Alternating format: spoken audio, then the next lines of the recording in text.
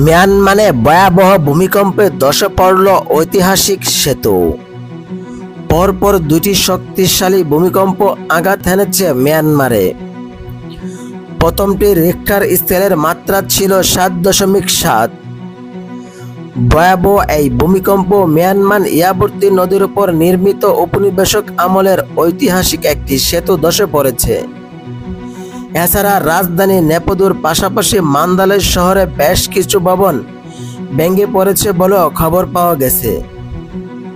শুক্রবার এক প্রতিবেদনে এই তথ্য জানিয়েছেন সংবাদ মাধ্যম দ্য ইয়াবতী। সংবাদ মাধ্যমটি জানিয়েছেন ভয়াবহ এই ভূমিকম্প ৯১ বছর বয়সী আবা সেতু ধসে পড়েছে।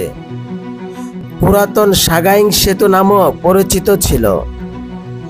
এই সেতুটি মান্দালয় এবং সাগাইং অঞ্চলের মধ্যে ইয়াবতী নদীর উপর বিস্তৃত। উপনিবেশক আমলের এই সেতুটি ব্রিটিশদের দ্বারা নির্মিত হয়েছিল।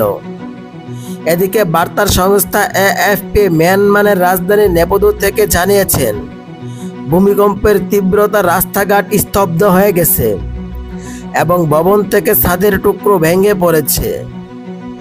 ভূতাত্ত্বিক জরিপ দপ্তর জানিয়েছেন শুক্রবার সকালে মিয়ানমারে ৭.৭ মাত্রার ভূমিকম্প অনুভূত হয়েছে।